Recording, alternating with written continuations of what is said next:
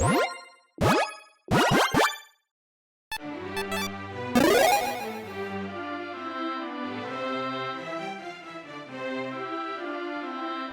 and welcome to the greatest awards ceremony of all time, with the longest name as well, the Golden Pig Award Ceremony for Dominaria United. Throughout spoiler season, Commanders have been competing for this prestigious award. And of course, the winner of this award will receive none other than the Golden Pig, which of course is definitely made of pure gold, right? Most definitely made of pure gold, not something that was bought off of, something like Amazon. This award will be cherished and displayed by the winner forever. Now, just a couple of quick notes before we start with the runners-up. These picks are 100% based off of my own opinions on what my favorite commanders are from the set. And again, these picks are based off of which are my favorite, not which are the most powerful. That is a completely different episode. Also, because there are an absurd amount of commanders in the set and the precons, I believe that there are 41 in the actual set, 34 in the precons, or commander products essentially, I ended up having to split this into two separate episodes. So this episode is going to cover my favorite commanders from the Dominaria United set itself, not including, the precons and commander products with it. And there's going to be a separate Golden Pig episode for those 34 commanders. Again, there are a ton of exciting ones, and I want to make sure that I'm highlighting the most exciting ones out of both this set and the commander products. And one more quick note, as you might have noticed so far, and actually toward the end of spoiler season, my recording setup has changed just a little bit, so I can't be my normal, loud, boisterous self with the way that I'm recording right now, but it should be back to normal next week. Now, that being said, that doesn't mean I'm not incredibly excited about these commanders. Now, with all that said, let's jump into it.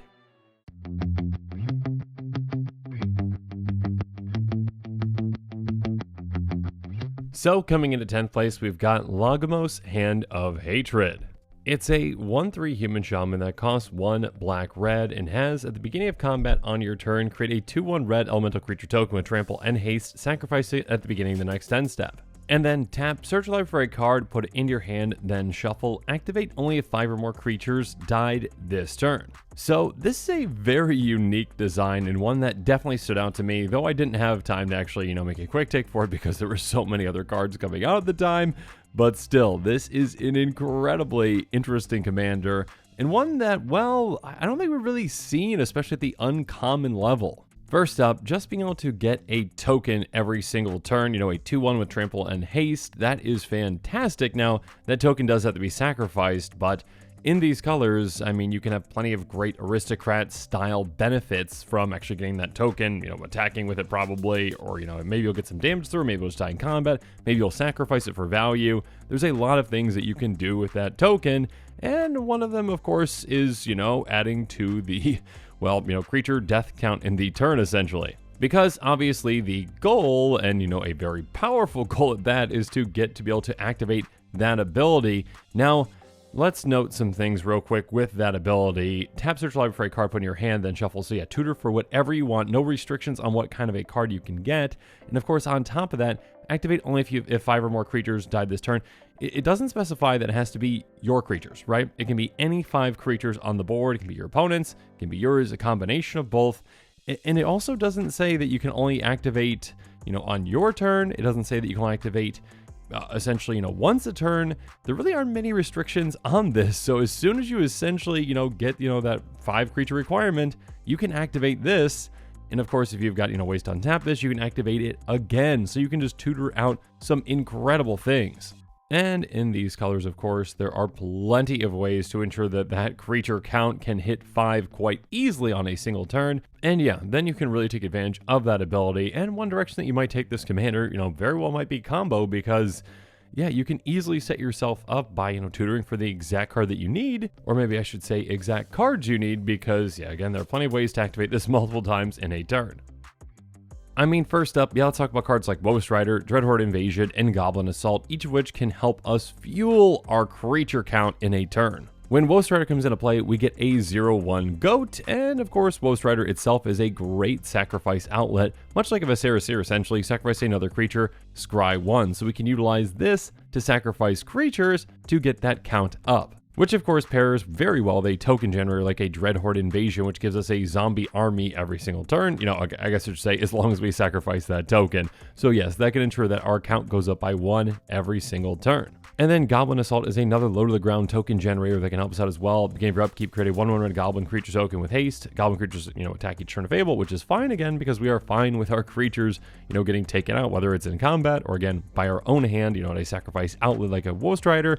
Or again, keep in mind, this counts any creature on the board, so even a Plaguecrafter or something like that can take out our opponent's creatures as well as itself, can add to that count to ensure that we can get to 5 quite easily.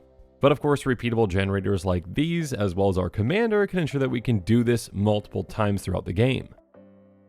And speaking of multiple times, again, activating our commander multiple times can be quite easy, especially when we utilize cards like Claim the Firstborn, a great threat effect for just a single mana. Gain control of target creature with converted mana cost 3 or less until end of turn. Untap that creature, gains haste until end of turn. Now, obviously, we already control our commander, so that doesn't really matter, but what this is basically, is for this deck could be just a 1 mana untap our commander spell, so we can just go tutor for something else. So, in a way, again, once we get set up, this is basically a 1 mana tutor for whatever you want.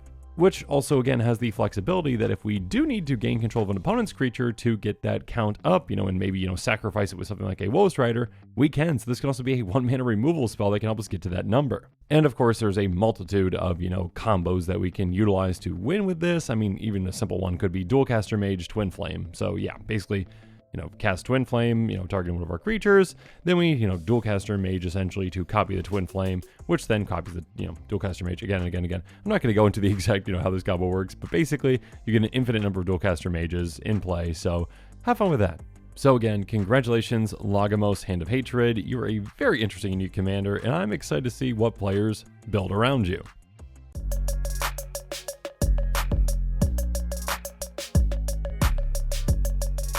But now it's time for us to move on to number 9 with a Golgari commander with Namada Primeval Warden. Now, I believe we actually saw Namada a long time ago as a mono green commander, but now we've got the Golgari version, and this one's pretty spicy. A 3/4 tree folk with reach that costs 2 black-green, and it says, if a creature an opponent controls would die, exile it instead when you do create a 1/1 green sapling creature token. Then by paying a green, we can sacrifice a sapling, and then Namada is going to get +2/+2 until end of turn, and we can pay 1 and a black to sacrifice 2 saplings to draw a card. So this commander actually has a lot going for it. First up, this can be an incredible token generator throughout the game for us. Anytime any of our opponent's creatures die, no matter what kind of a creature they are, it again doesn't matter if it's, non-token or token, whatever our opponent's creatures are, we are going to be getting a sapling when they get taken out. And of course, in these colors, we've got plenty of ways to take out our opponent's creatures. And again, with the way that this works, if our opponent's, creatures have any death triggers, well, they aren't getting those because those cards, are exiled instead of actually hitting their graveyard. So this can actually hate on those kind of strategies, aristocrat style strategies even. Of course, on top of that, we can just utilize our, army just to have a giant army, but of course we can have some aristocrat style effects of our own. And yeah, our commander can be a great sacrifice outlet too. Not a free one, but one that can be utilized in a lot of great ways. Again, it can either pump itself, or of course, we can generate a lot of card advantage with this. So yeah, a commander that can flood the board, deny opponents of benefits, and also, utilize an aristocrat style strategy on its own. This, I think, is a pretty interesting commander that I think a lot of players out there are going to be pretty excited about it, myself included. Now, when it comes to building around it, of course, there are a ton of great ways, again, in these colors to take things out. And yeah, even a simple creature like Plaguecrafter can be great. When it enters the battlefield, each player sacrifices a creature planeswalker. Each player doesn't or can't discards a card. So for 3 mana, we again are essentially getting 3 creatures taken out. Yes, we lose one of our own, and of course that can just be a simple sapling that we have if we want to take out one of our saplings with this, or we can just, have Plaguecrafter take out itself. But yeah, if each of our opponents have a creature, they're losing a creature each, and we get 3 saplings for that.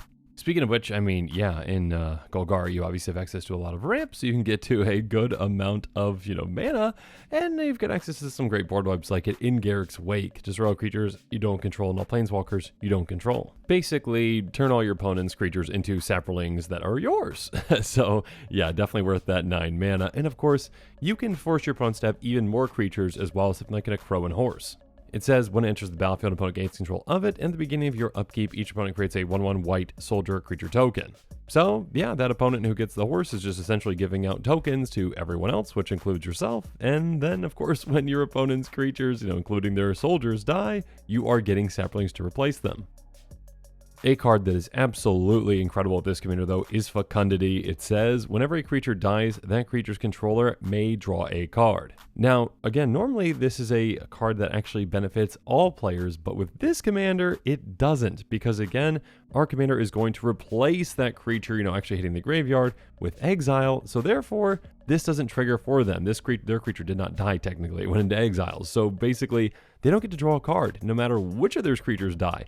But with ours, we get to draw a card with every single one of our creatures dying, including our saplings, which again, we can easily sacrifice with our commander for a ton of card advantage. On top of the card advantage our commander can already provide us. Now, of course, on top of, those aristocrat style benefits, we can also, make even more out of our sapling army with cards like Fell Knight Hermit and Slimefoot the Stowaway. Fell Knight Hermit says all saplings get +1/+1, and of course, if we actually morph this and turn it face up, we get 4/1/1 green sapling creature tokens. So this can actually add to our army and, add to the amount of creatures that we can sacrifice with our commander, and also make our saplings deadlier, being 2/2s instead of 1/1s. But yeah, of course, in these colors, we've got plenty of other ways to pump our army a ton. But speaking of deadly saplings, Slimefoot has something to say about that.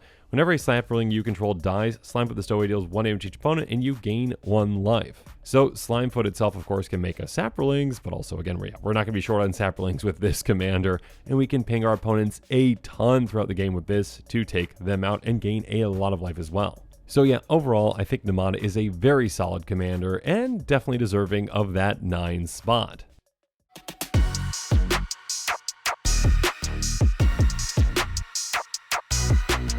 But now it's time for us to move on to number 8 with Joda the Unifier, a 5/5 human wizard that costs Wooburg. That's right, 1 of each color. He has legendary creatures you control get +X/+X for X number of legendary creatures you control.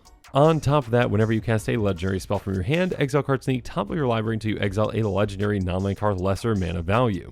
You may cast that card without paying its mana cost, but the rest of them on your library in a random order. So Joda is back and back at it with a 5-color commander, and this one, well, okay, the first Joda could be taken legendary tribal, I guess, but this one really benefits you for going all in on legends. This can be a massive pump effect. Again, the more and more legendary creatures you have in play, the more they benefit each other and the larger they all become, including Joda. And you just get a ton of extra value. Basically, you've got a legendary cascade going on, essentially, where you're just casting legendary spells, getting other legendary cards off the top of your library for free. So yeah, I like the direction of this Joda. I think it's a very interesting take, and I think a lot of players out there, again, myself included, are very excited about this one and the possibility of legendary tribal under Joda.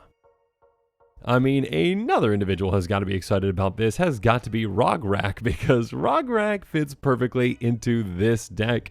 A 0-mana legend that, okay, yes, if you actually cast, you're not going to get any cascade value out of, but you can easily cascade into this with, again, essentially anything, and when it is in play, this thing can be an absolute terror. Again, it's a 0/1 with First Strike, Menace, and Trample. Again, normally not all that threatening, but with Joda, and again, the more and more legendary creatures we get in play, the bigger they all become, including Radrabic, which can then hit incredibly hard. And speaking of low to the ground value, Kari Zev Skyship Raider can be incredible in this deck as well. A 1/3 with First Strike and Menace, so a terror itself, that also has when she attacks, create a legendary 2/1 red monkey creature token named Ragavan that's tapped and attacking. So this one legendary creature essentially counts for 2 when it comes to, that pump effect, at least when it comes to our combat, because we get another legendary token in play, also attacking. So this is going to add to that total a lot, and our creatures are going to be, again, very aggressive and very, very, very deadly the bigger our army gets. Speaking of growing our army, Sisay Weatherlight Captain loves this Joda. Sisay is going to get ++1 for each color among other legendary permanents we control, just with our commander. Again, that is 5. So Sisay itself is just a +5/+5, so a 7/7 with Joda in play. And then also on top of that, again, you got to count in Joda's pump effect as well. So this can get pretty absurd. Even with just these two in play, just Sisay and just Joda, Sisay's a 9/9. which of course is incredible because you can pay Wooburg and search your library for a legendary permanent card with converted mana cost less than 6 power, put it on the battlefield, then shuffle. Basically go search your library for any of your legends and put them directly into play thanks to this incredible combination. And obviously, 6 power can get even larger than that with more and more legends in play. And of course, there are plenty of other fantastic legendary creatures and fantastic utility players in those legendary creatures as well, like, Wrath Capuchin, Ship's Mage. It has flash and flying, and also says you may cast historic spells as though they had flash, although of course that counts artifacts, but most importantly, it counts legendaries. So yeah, you can essentially just play the rest of the game at flash speed as long as this is in play. So yeah, that can lead to a lot of important plays. You can even just mess with, combat math, by, flashing in a legendary permanent when it comes to, attacking. Nevertheless, that opens up a lot of possibilities. Speaking of possibilities, let's talk about the older Joda, well, at least, card-wise. Joda Archmage Eternal. You may pay Wooburg rather than pay the mana cost for spells that you cast. This is just a great card, especially in a 5-color deck that might have some higher costed cards. Basically just saves you mana on them. Like, a certain Mardu Elder Dragon that is a 7/7 flying lifelinker that says at the beginning of your upkeep, sacrifice unless you pay red, white, black.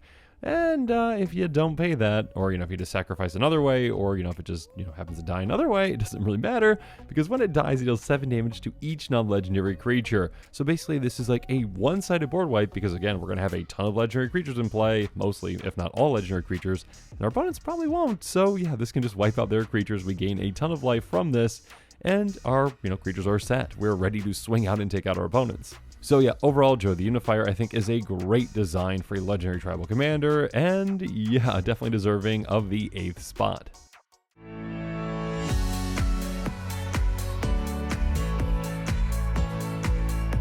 But now it's time for us to move on to number 7 with Solkanar the Tainted. Solkanar is a 5/5 elemental demon that costs 2 blue, black, red, and it says at the beginning of your end step, choose one that hasn't been chosen.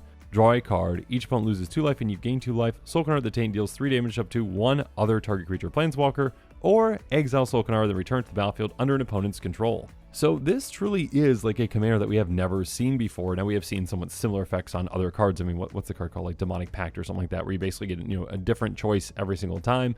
And eventually you run out, and this is kind of what this commander is, where it's like, okay, you get benefits over the turns, and then eventually I am gone. I'm going to an opponent, and then I can benefit them. So this can lead to a lot of interesting kind of plays. You literally could just run Group Hug Solkanar if you really wanted to. You could go in that direction. You could say, okay, it's my end step. I'm just going to give this to another player for a benefit, for a deal, essentially. I'll say, okay, hey, I'll give you my commander. You can utilize it and all the benefits, but for the next, 3 turns, lay off me. You're not, touching my stuff. And then also give me Solkanar back. So yeah, you can definitely go in like a group hug, which is a very strange kind of direction for, Grixis, but it's one that can definitely work. That being said, of course, you can just utilize all the value for yourself as well and ensure that your opponents aren't getting any of that value either by essentially kind of never getting to that last spot on, the last decision.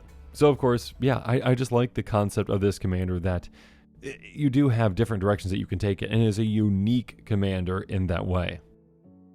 So, of course, yeah, if you don't want to actually share your commander with your opponents and you kind of want to get around that last option, there are ways to do it. You can just blink your commander with something like an Essence Flux, or, Supernatural Stamina, another great way to essentially get your commander back if it dies. So, maybe, having a way to sacrifice it with something like a Village Rites to draw some cards, and while also, playing this, so, I guess I should read the card, sorry. When this creature dies, return to the battlefield, tapped under its owner's control. So basically, just have it so that your commander dies, comes back, and yeah, it's technically a new creature, a new card, so you can restart your selection process, so you aren't giving away your commander even if you already had previously utilized all the other options. And speaking of those options, of course, you can utilize them in even better ways. Let's just talk about doubling up cards like, Thought Reflection. If you draw a card, draw 2 cards instead. So now instead of drawing 1 with that option, you draw 2. Speaking of doubling up, you can also double up the damage that Solkanar can put out, not only in combat, but also with that ability when it deals 3 damage up to 1 other target creature or planeswalker. With Obosh, though, that can be doubled because it says if a source you control with an auto-converted mana cost would deal damage to a permanent player, deals double that damage to the permanent player instead. So instead of just taking out a small creature, a guy with maybe 3 toughness, you can take out a much larger creature with 6. or you can benefit in even more ways, or maybe I should say more so punish your opponents in even more ways with that other one, gain 2, lose 2. Marauding Blight Priest says whenever you gain life, each opponent loses 1 life. So this just stacks on top of that and makes that pain even more. Speaking of which, yeah, Warlock loss, essentially. At the beginning of your end step, if a creature died this turn, your opponent loses 1 life. So again, that plays into if you are going to work in that way of maybe not sharing your commander with your opponents, you're going to find ways to utilize supernatural stamina and cards like it to sacrifice it and bring it back. Cool, this can drain your opponents.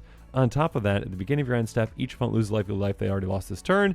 This can just keep adding on top of that. Again, if you are going to go heavy into that life loss direction, you can really do a lot with this. Or again, if you kind of are in that sharing mood again by giving your commander away, you can also have, some negative effects for your opponents that are still going to utilize it, but might be punished in some ways for using it. Like Underworld Dreams. Whenever your opponent draws a card, Underworld Dreams deals 1 damage to that player. So again, giving some benefits, but also at a price. So yeah, again, this is just a very neat commander. Solkanar the Tainted is just one that I did not expect to see, kind of like a commander that we have, the different options, and I'm excited to see more commanders like this in the future, hopefully more exciting ones like this. So yeah, Solkanar, congrats on finishing 7th place.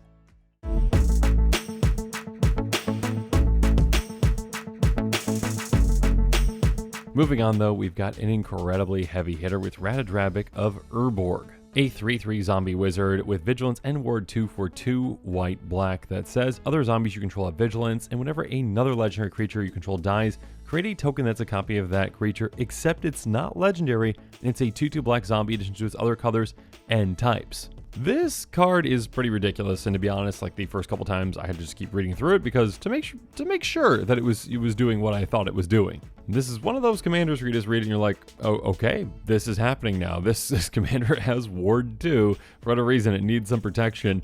And yeah, I mean, being able to essentially replace your legendary creatures with token versions of them that, of course, aren't legendary for some reason. I'm not sure why that was specified, but it was.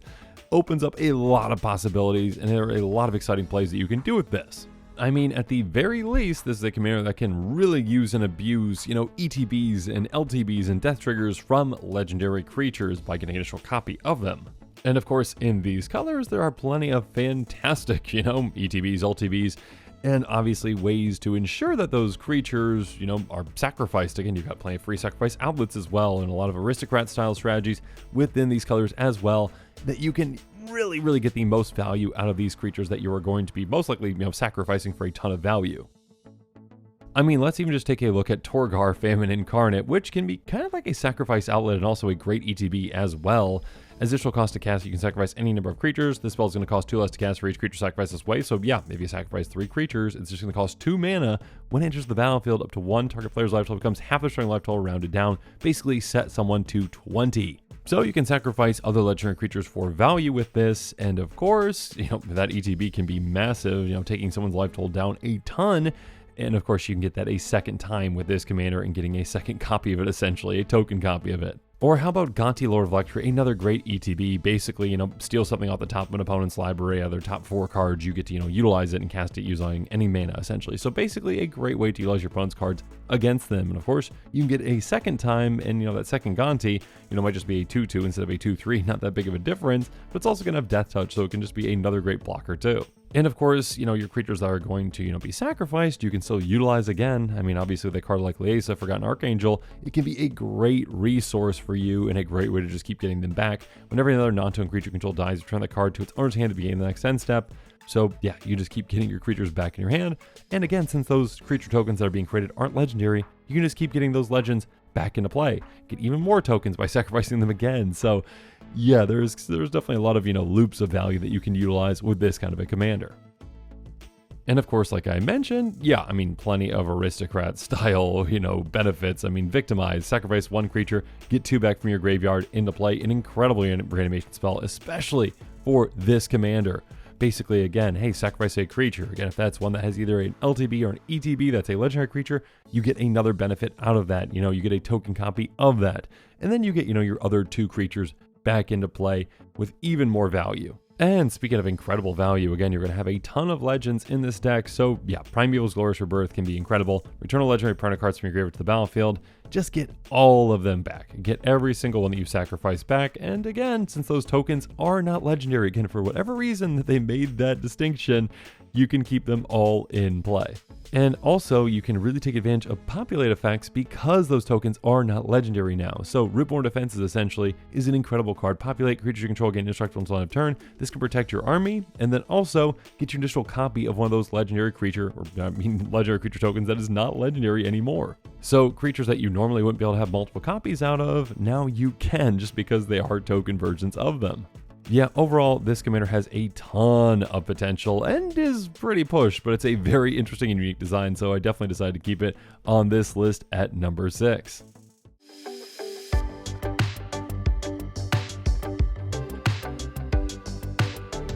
But next up, let's go in a completely different direction for number 5 with Danath, Benalia's Hope. Danath is a 4/4 human knight for 4 and a white that has First Strike, Vigilance, and Lifelink. But most importantly, when she enters the battlefield, you may put an aura or equipment card from your hand or graveyard on the battlefield attached to Danath. This is a pretty massive ETB and one that is quite spicy. I mean, this is a pretty straightforward commander. Hey, okay, yeah, Voltron with this commander seems pretty straightforward, but there are some really cool things that you can do with it. And again, this is the type of commander where you can start off as not a threat at all, and then all of a sudden you get your commander out, and then you are basically in the lead. You are the main threat on the board because of what you can attach to your commander, again, for free right away. So yeah, I really like this take on a commander, and it's definitely one that I think can surprise your opponents and do some really, again, spicy things.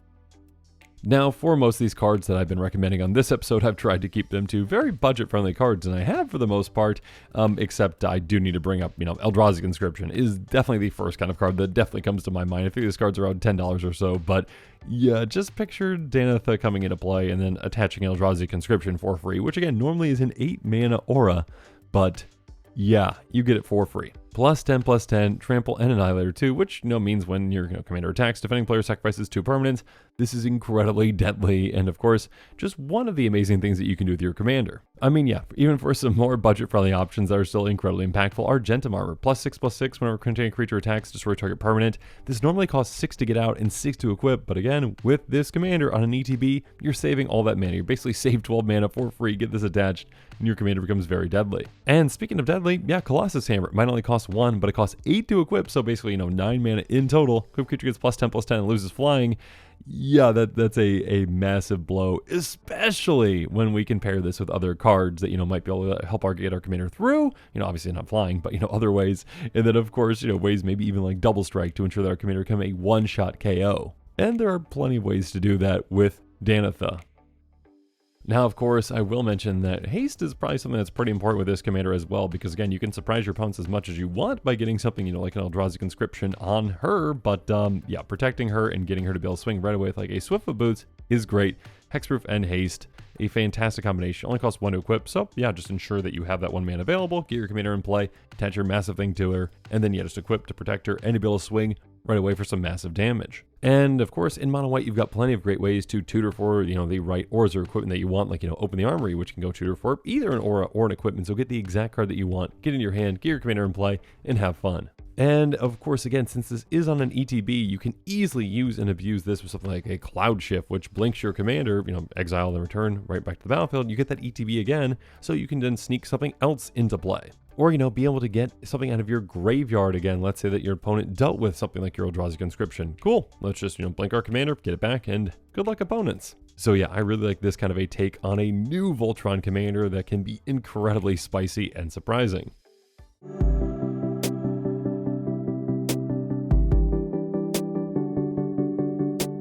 But now it's time for us to move on to number 4 with Joyrah, Ageless Innovator. That's right, Joyrah is back. A 2/3 human artificer that costs blue-red, and she has tap, put 2 ingenuity counters on Joyrah. Then you may put an artifact card with mana value X or less from your hand on the battlefield, where X is the number of ingenuity counters on Joyrah. This commander has a ton of potential. This commander, I think, can be incredibly powerful with the right build, and yeah, I kind of am a sucker for, commanders that, well, can just provide you with a lot of value, that kind of, Rube Goldberg kind of, machine or engine, essentially, where you can just keep getting more and more value out of a single turn and, just setting up play after play after play.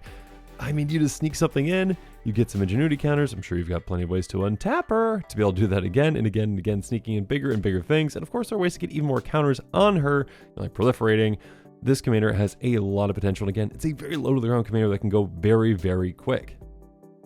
I mean, the first card that came to my mind was Quarter Monitor, which is a very simple construct, a 1/4, but it has when it enters the battlefield, untap target artifact or creature you control. So again, with Joyrah's first tap, you get 2 ingenuity counters, so you can sneak into play something that costs 2 or less. Quarter Monitor does, so you get it into play, you untap Joyrah, and then you tap Joyrah again, now you're at 4, and maybe that thing that you sneak in then is like a Sculpting Steel, which says you may have it enter the battlefield as a copy of any artifact on the battlefield. So copy your Quarter Monitor or anything else that can untap your commander essentially, and just keep doing that again and again and again, just working your way up that chain essentially and getting your commander to an absurd amount of ingenuity counters on it. And of course, I'm sure there are some combos out there too that work with like an Ancestral Statue and it's just battlefield returning non-land permanent you control to its owner's hand. I mean, okay, very simply this plus Intruder Alarm plus your commander basically goes infinite. You just get infinite, ETBs, infinite ingenuity counters on your commander, and there are some really spicy things that you can do with that. So yeah, of course, the amount of value that you can get essentially can just combo off, and yeah, combo is definitely a route that you can go with this commander.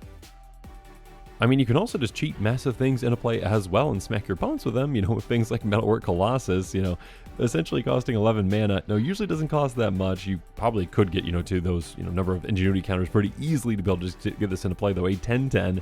But also, it is going to cost X less to cast for X a total convert mana cost of non-creature artifacts you control. So if you are getting a lot of other non-creature artifacts in play, you can cast this again for free in one way or another, essentially, with this commander. Or how about a Triplicate Titan? I mean, sneaking that into play for free, again, you can do pretty quickly with this commander, and it can be very brutal. A 9/9 with Flying Vigilance and Trample. When it dies, it splits into 3/3/3s that have one of each of those keywords. And of course, when you are sneaking all these artifacts into play with your commander, yeah, Reckless Fireweaver and other effects like that can be very impactful and can take your opponents out really quickly. Whenever an artifact enters the battlefield under your control, Reckless Fireweaver deals 1 damage to each opponent. So again, I mean, just value throughout the game to be able to ping down your opponents. And of course, yeah, if you're comboing off, with something like that Ancestral Statue, that is game over.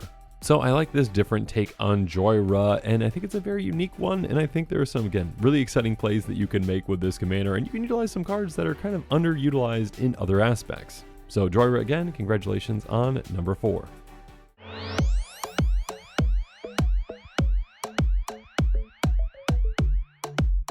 But now it's time for us to move on to our top 3, starting off with Sten Paranoid Partisan, a 2/2 human wizard that costs white-blue. Sten has, as it enters the battlefield, choose a card type other than creature or land. Spells you cast the chosen type cost 1 less to cast, and by paying 1 white-blue, you exile Sten and return to the battlefield under its control at the beginning of the next end step. So this is a commander that, again, like I've mentioned with a couple of other ones, can be taken in a lot of different directions. I mean, yeah, you could choose Planeswalker, do a, Super Friends build with this. You could choose Instant or Sorcery, do a Spellslinger type build around this. You can, of course, choose Artifact and do, a pretty broken Artifact Storm build. I mean, on the quick take I did this commander, I did go through, a turn 1 combo win with this commander. There's a lot of potential for this commander. And of course, you don't have to build it in that way. You can build it in a wide variety of ways. Now, one of those ways isn't, creature, but that is fine. I mean, you technically could, but you're not getting the, benefit from choosing creature because you can't.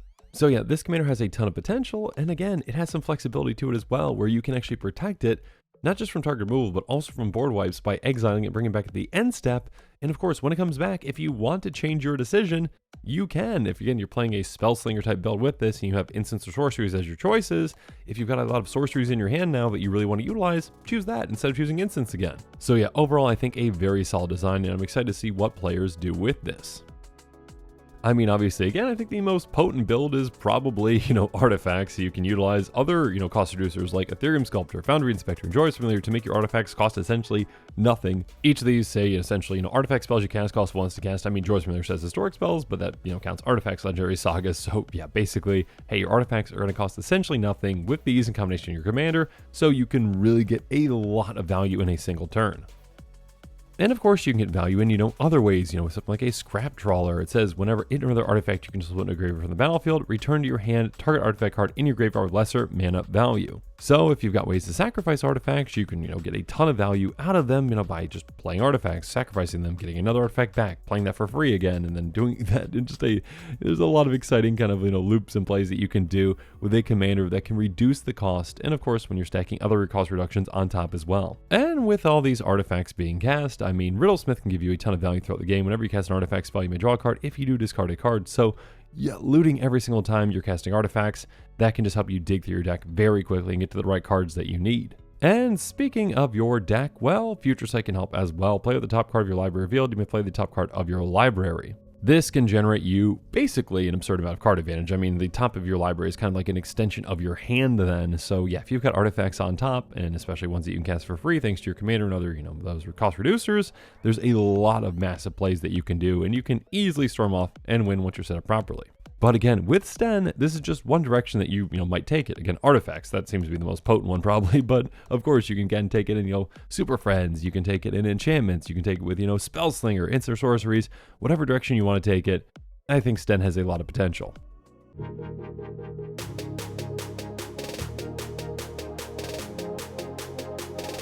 Speaking of potential though, now let's move on to number 2 with Ivy, Gleeful Spell Thief, a 2/1 fairy rogue with flying that costs green-blue, and she has, whenever a player casts a spell that targets only a single creature other than Ivy, you may copy that spell, the copy targets Ivy. And it does mention that a copy of an aura spell becomes a token, which, of course, that is definitely something to keep in mind we'll talk about here in a bit. But yeah, at a base level, if you are targeting any creature on the board with, a spell that might benefit you, cool, now you can get a second copy of that and benefit double because of that. On top of that, again, if your opponents are targeting a creature with a spell that benefits them, now you can also get a benefit out of that. Obviously, if someone Swords of Plowshare is a creature, you're probably not going to utilize that on your commander, but there are plenty of times where players might be targeting their own creatures. And again, if you are playing against, say, a Voltron style strategy that might utilize a bunch of auras, you get copies of their auras too. So yeah, this is one of the most unique commanders I've seen in quite a long time, I feel like. And yeah, this commander has a lot of potential. And I'm just happy to see, again, Wizards exploring kind of different types of commanders when it comes to Simic commanders, instead of, you're just your typical, okay, draw land kind of commanders that have kind of gotten a little old when it comes to Simic. But yeah, this is a new and exciting direction, so I'm very happy to see Ivy. Like I mentioned, even a simple spell like Cerulean Wisp can be incredible with this commander. Target creature comes blue until end of turn, that doesn't really matter. Untap that creature, that's nice. Draw a card. So essentially a simple cantrip like this one that targets a creature, we are getting doubly value out of. We basically, for 1 mana are getting to draw 2 cards, which is kind of near like, Ancestral Recall kind of value, essentially. And that card's banned for a reason. But of course, again, this applies to auras as well. So even something like Frog Tongue, which is pretty strange when it comes into play, draw a card also basically gives reach, which is fine. But yeah, even with this, hey, cool, we get this enchantment essentially, on 2 of our creatures, and we get to draw 2 cards when this comes into play. And of course, there are plenty of other ways to benefit off enchantments. Now, another kind of weird thing that we can utilize is actually mutate, and we actually get, a second copy of a mutate creature, basically, because with that mutate, we are targeting a creature. So as long as we if we cast a spell for its mutate cost, put it on or under another non-human creature you own, they mutate into the creature on top plus all abilities from under it. And with Migratory Greathorn, again, when this creature mutates, search library for a basic land card, put it on the battlefield, tap, then shuffle your library, so we get an extra value, extra benefit, and yeah, again, we get this twice because we are mutating on another creature and on our commander too. Which also has another implication, actually, if we mutate on top of our commander, which we'll get to here in a little bit. Of course, we can also include creatures that really want to be targeted, like, Spellwild Oof, which says spells that target it cost 2 less to play. So yeah, essentially, we can just get a ton of additional value by saving a lot of mana and targeting this with some of our things, especially some of our auras that might cost a bit more. And yeah, basically get a cost reduction and also twice as much value out of them by targeting something like this that actually wants to be targeted. Speaking of that, yeah, there are plenty of heroic creatures out there as well to consider, like Artisan of Forums. Heroic, whenever you cast a spell that targets it, you may have it become a copy of target creature and gain this ability. So this can kind of be a clone, which of course we can clone our opponent's creatures. Now that might be really effective if they've got some very powerful ones. Or again, if we mutate on top of our commander, we can even safely clone our commander because it's no longer going to be legendary. Yeah, I should say, unless the, mutate itself is, legendary, which I don't think there are any, legendary mutate simic creatures out there, but correct me below in the comments if I'm wrong. But yeah, Migratory Greenhorn itself, an example like that, not legendary. Now our commander is no longer legendary, so we can clone it essentially, and then get an absurd amount of value, getting that, trigger multiple times. So of course, other clones can be considered, like, the original clone. You have it into the battlefield as a copy of any creature on the battlefield. Getting multiple copies of our commander, again, if you're going that mutate direction, can be massive. So yeah, whether you're going, for an aura strategy or, a mutate strategy or, this mutate clone strategy or, any other kind of strategy, maybe a spell slinger strategy, there's a lot of cool directions that you can take Ivy.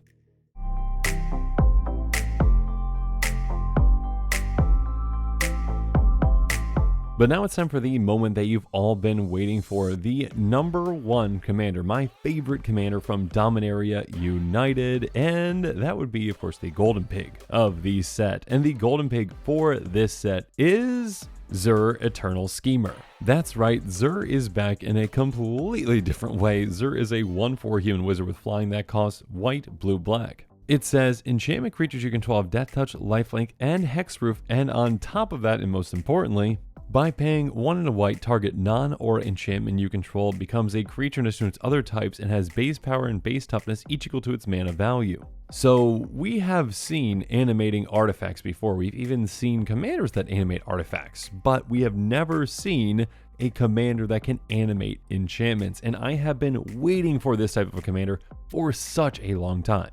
First up, yeah, there's a lot of possibilities with this commander. This commander, if you even just say, okay, I'm going to focus on just enchantment creatures, and just having a lot of fantastic ones, consider even, the, like Theros gods that fit in within this. Cool. You've got indestructible now Theros god, enchantment creatures that also have Death Touch, Lifelink, and Hexproof. That is just an incredibly unique and interesting direction to take it, just as it is. But of course, if you're like me and you want to focus on that ability to turn your non-aura enchantments into creatures, well, you can do some exciting things with that. Of course, yes, you can create a pretty deadly army, again, with Death Touch, Lifelink, and Hexproof that, well, can get pretty big depending on how big your enchantments are. But of course, the possibilities that this opens up by being able to turn enchantments into creatures even exceed that. And the kind of deck that I want to build around this commander might be a bit off the wall, but I find it pretty exciting. Because I want to utilize some massive enchantments with cards like, Swarm Intelligence or Song of the World Soul or Ethereal Absolution, and I want to get multiple copies of these, which is pretty difficult to do if you don't have a way to animate them. So we really haven't had the possibility to really do it up until we have a commander like Zur that can turn them into creatures. So Swarm Intelligence is a fantastic enchantment. Whenever you cast an instant sorcery spell, you may copy that spell and choose targets for the copy, basically doubling up every single one of our instants and sorceries. And then there's Song of the World Soul, one of my favorite cards of all time in Magic. Whenever you cast a spell, populate, which of course means that you could create a token that's a copy of a creature token you control. So if we can maybe say get a creature token version of this, we can have things go pretty crazy. And how about Ethereal Absolution? Again, just a powerhouse enchantment. Creatures you control get +1/+1. Creatures your opponents control get -1/-1. So if we can get multiple copies of this, Elish Norn, eat your heart out. This is going to be a great way to make our creatures massive, including our enchantment creatures, and make our opponents' creatures, well, either really tiny or just completely wipe them out and make it impossible for them to keep any creatures in play. And of course, on top of that, this can also make tokens, so that's nice too. But yeah, again, with really, really powerful enchantments like these, it has been really tough to get multiple copies of them in play, and now with our commander, well, we can. Because again, by simply just turning them into a creature, they are a lot easier to get an initial copy of, because, even a simple clone like Mirror Image gives us an extra copy of one of them. You can have an extra battlefield as a copy of any creature you control. Again, if we've got Swarm Intelligence and we turn it into a creature, we can have this clone enter the battlefield as a copy of Swarm Intelligence. But an even more impactful spell with Swarm Intelligence is a clone spell like Quasi Duplicate, create a token that's a copy of target creature you control, and we can jumpstart this to cast it again. So we turn Swarm Intelligence into a creature, then we copy it with this. Of course, we also, get an additional copy of it thanks to Swarm Intelligence, so we make 2 token copies of Swarm Intelligence. So if we were to quasi-duplicate it again, again by jump-starting it, then we cast it, right? Then we get 3 copies of quasi-duplicate because, again, we've got 3 Swarm Intelligence in play. So we've got 4 in total. We copy it again. Now we have 7 copies of Swarm Intelligence. good luck opponents trying to stop us, because whenever we cast anything from now on, any of our instants and sorceries, we copy them 7 times. Which, of course, if we actually cast another clone spell, like a Cackling Counterpart, which is basically the exact same thing as Quasi-Duplicate in a way, we just get even more copies, and we can easily overwhelm our opponents with a just astronomical amount of value. And of course, the same, thing can happen with Song of the World Soul, where we can just keep populating, essentially, a creature token copy of Song of the World Soul again and again and again. And of course, even with, that Swarm Intelligence example, something like a Sakashima's Will basically becomes an insurrection with, the benefit of also, gaining control of our opponent's creatures and also be able to turn them into whatever creature we want, which, if we do want to turn every one of those creatures that we gain control of into, say a, Swarm Intelligence creature, cool, we can do that as well. So yeah, there's a lot of crazy and off-the-wall things that you can do with Xur, and it definitely opened up a possibility that I had been waiting for such a long time, being able to animate enchantments. Again, that's not the direction you have to take it. You can take it in a lot of different exciting directions. That's the one that I'm going to be taking it in, and yeah, Xur, you have finally made this dream come true for me, so you have definitely earned the title of the Golden Pig of Dominaria United. So again, Xur, your award is in the mail, and make sure you're on the lookout for that. But of course, also make sure that you are on the lookout for the next Golden Pig Award ceremony, which again is coming up sooner than you might think because, well, again, I had to split this in half because of the absurd amount of legendary creatures in these sets, essentially. We had, again, I think 41 in the actual main set, so this is the top 10 of those. Now we've got 34 in the, pre-cons and, commander product, whatever you want to call it, essentially. So yeah, we've got the top 10 for that as well. Make sure to look out for the Golden Pig Awards of the Dominaria Precons coming up in the near future. There's a lot of great contenders from there as well, so yeah, I am really excited about it, and I hope you are too. But of course, with that, as always, thanks again, and have a good one. This show and episodes like this one are possible thanks to viewers like you. If you're looking for an easy way to help support this show, make sure that you like, share, and subscribe. Also, hit that bell notification icon so you don't miss any new episodes. You can also go check out our playmats and other merchandise at thecommandersquarters.com. We also have a ton of brand new t-shirt designs in stock, so make sure you check out those as well. Another easy way to support this show is with our TCG Player affiliate links. So whether you're buying a deck or individual cards, you can use this general link right here or one in the description. And the final way that you can support this show is by supporting us directly by becoming a patron. There are many benefits to being a patron, and I truly couldn't do this without all of their support.